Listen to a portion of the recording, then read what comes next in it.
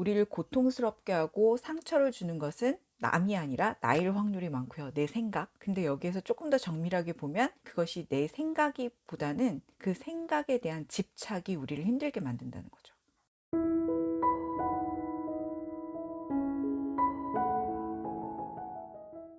안녕하세요. 내 감정의 말걸기의 저자 원성원입니다. 오늘은 여러분들이랑 좀 상처, 고통, 이 부분에 대해서 이야기를 좀 다뤄보려고 합니다. 살다 보면 고통스러워, 나 너무 상처받았어, 이런 느낌들이 올라올 때가 많잖아요. 특히 요즘 이제 낙엽이 떨어지고 가을이 되고 이러는데요. 이 가을에는 관계로 인해서 일어나는 상실과 힘듦이 다른 계절보다 더 크게 다가오는 계절이기도 하대요. 여러분들은 현재 요즘 어떠신가요? 내 관계의 주위를 보실 때 다 신호등이 청신호이신가요? 아니면 조금 나 이런 부분은 좀 힘든데 과거에 이러한 그 관계들 때문에 또는 그런 관계 안에서 내가 받는 상처나 고통이 올라오기도 하시나요? 옛날 것들이 올라올 수도 있고요. 최근 게 올라올 수도 있죠. 이런 것들을 우리가 어떻게 잘 다루고 잘 이걸 만들어 가느냐, 내 것으로 소화해서 내가 좀 더 여기 안에서 성찰과 인사이트를 얻어가느냐, 그러지 못하느냐, 이것이 우리의 삶의 질을 향상시킬 수도 있고 떨어뜨릴 수도 있고, 그리고 우리의 의식 수준을 계속 높여가는 인생의 여행을 하게 하기도 하고, 또 그냥 맴맴 돌면서 더 하락하거나 더 떨어지는, 의식 수준을 더 떨어뜨리는 그런 삶을 살기도 하는 것 같아요. 우리가 살면서 상처나 고통을 안 받을 수는 없는 것 같거든요. 그런 사람은 아무도 없을 거예요.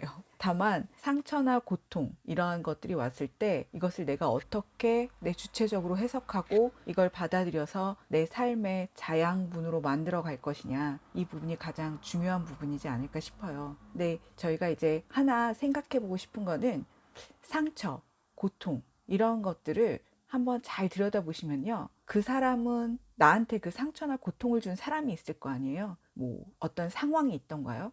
분명히 그 안에는 저희가 상처를 받았다, 고통을 받았다 할 경우에는 관계인 경우가 굉장히 많은 것 같아요. 그리고 그 안에는 반드시 등장인물이 존재하죠. 상처를 주거나 나를 힘들게 한 등장인물이 있습니다. 근데 그 인물이 나한테 던진 말, 우연히 어떤 순간에 어떤 사람이 나한테 뭐라고 상처 주는 말을 했어요. 그 사람이 24시간 중에 그 말을 나한테 했다고 하더라도, 많이 했다고 하더라도 한 번 또는 세 번, 다섯 번, 뭐 이 정도? 그 사람이 나한테 상처 주는 말을 24시간 계속 할 수는 없잖아요. 한 손가락 안에 다섯 번 안에 꼽을 거예요. 한 몇 번을 줬겠죠. 그러면 진짜 상처를 주는 거, 진짜 고통과 상처를 주는 건 그 상대방인지 아니면 나인지 한번 점검해 볼 필요가 있는 것 같아요. 왜냐하면 그 사람은 24시간 중에 또는 내 인생의 몇 년 중에 그 사람이 나한테 상처 주는 말을 한 건 1분 또는 5분, 1시간?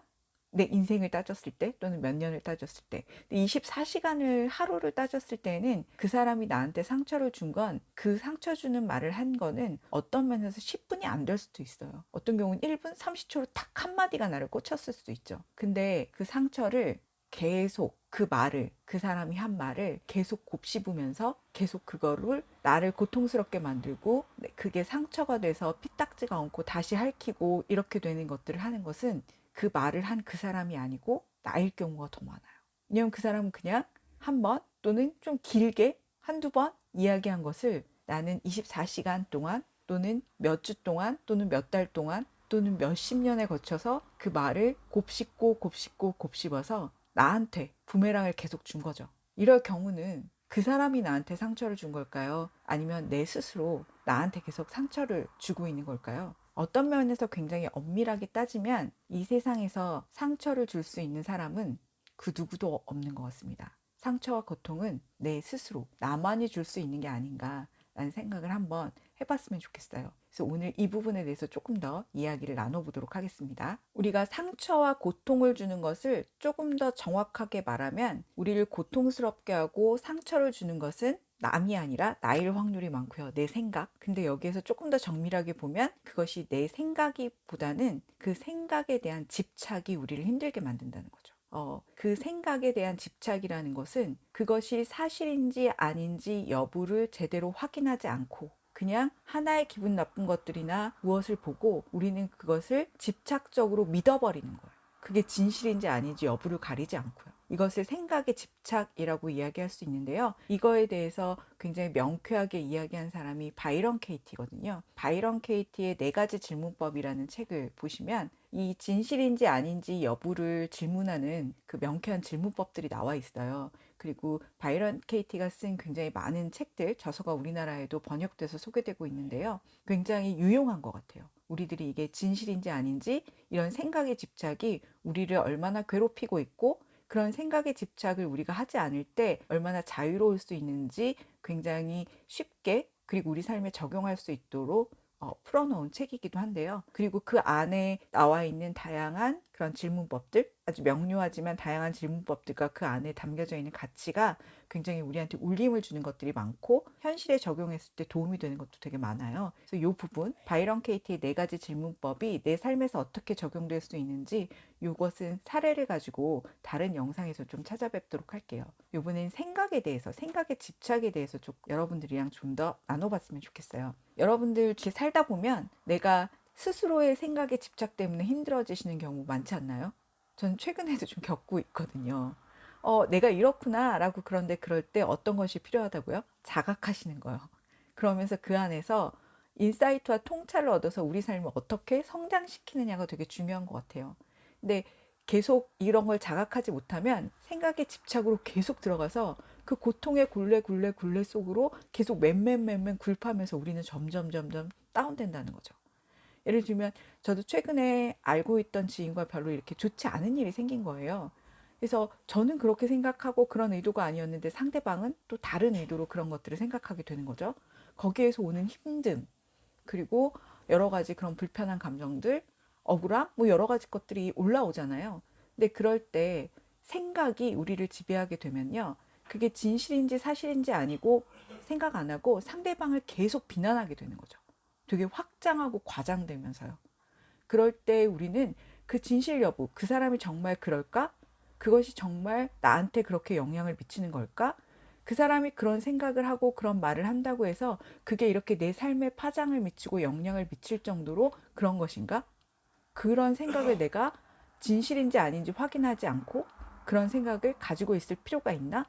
이런 것들을 한번 곰곰이 생각해 보실 필요가 있다는 거죠. 이런 생각을 안 하면 내가 이게 생각의 집착인가? 생각의 집착이라는 건 이게 정말 진실한 건가? 이게 정말 팩트인가? 사실인가? 라는 물음이 없을 때에는 저희들이 점점 더 편견과 오해의 확장으로 나는 잘못한 게 별로 없는데 상대방 네가 다 잘못한 거야. 다 너 문제야. 라고 하면서 상대방을 끝없이 비난하게 되면서 우리는 더 고통 속으로 나락 속으로 빠지게 되는 시스템 안에서 갇혀버리는 거죠. 그렇기 때문에 생각의 집착을 좀 털어버리는 거 이런 게 굉장히 중요한데요. 그럴 때에는 우리가 나의 일만 해야 되는 것 같아요. 내 일. 이것도 바이런 케이티가 세 가지로 이야기를 했거든요. 어떻게 얘기를 했냐면요. 세 가지 영역 중에 한 가지 영역, 내 일만 하면 되는데 우리는 세 가지 영역에 모두 다 끼어든대요. 그래서 그것이 우리를 어떻게 하냐면 고통스럽게 만든대요. 여러분들은 어떠신지 이 세 가지 영역 중에 나는 어디까지 관여를 하면서 살고 있는지 한번 이 영상을 보면서 체크해 보시면 좋을 것 같아요. 나는 생각의 집착, 생각의 고통 속에서 헤어나올 수 있는지 없는지는 이 세 가지 영역 중에 내가 어디까지 관여하는지 알아보시고 자각하실 때 벗어날 수 있거든요.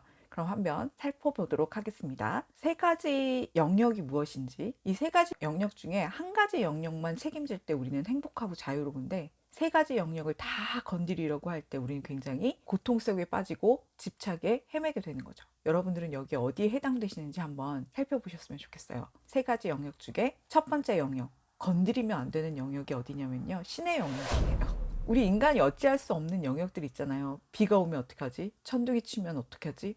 갑자기 지진이 나면 어떡해? 이런 생각들 안 하실 것 같죠? 주식이 갑자기 폭락하면 어떻게 하지? 대학 입시가 됐는데 가는 길에 갑자기 교통사고가 나면 어떡해? 이런 코로나가 걸리면 어떡해? 뭐 이런 부분들 모두 어떻게 할 수 없는 부분에 대한 염려가 굉장히 많은 경우가 신의 영역까지 우리가 관여하는 거죠. 제가 내담자들을 만나다 보면요. 이렇게 신의 영역에 대해서 굉장히 관여하고 거기까지 생각하시는 분들 신의 영역까지, 신의 일까지 내일이라고 생각하시는 분들이 불안도가 굉장히 높으세요. 근데 주변에 이런 분들이 꽤 많습니다. 여러분들 한번 체크해 보세요. 내 불안과 염려 중에 신의 일이 있는지 없는지. 신의 일은 신에게 넘기시고요. 나는 내 일만 하면 되죠. 두 번째는 뭐냐면요. 남의 일까지 짊어지려고 하는 거예요. 그냥 내 것만 책임지면 되잖아요. 근데 남의 일까지 내가 책임지려고 하는 거죠. 남의 일까지 책임지려고 할 때 우리들의 나타나는 특징 중에 하나가 비난이죠. 저 사람 왜 저래? 왜 저렇게 행동하는 거야? 저렇게 하면 안 되지. 아니, 왜 그러는 거야, 나한테. 아니면 저 사람은 사회에 왜 저렇게 행동하는 거야? 저렇게 하면 안 되지. 라고 해서 비난을 계속 내가 하고 있다면 누구 일에 관여하시는 거라고요? 그건 내 일이 아니에요. 그의 일이에요. 또는 그녀의 일이에요. 근데 이게 쉽지 않죠. 끊임없이 저희가 신의 일이나 남의 일에 간섭하게 돼 있어요.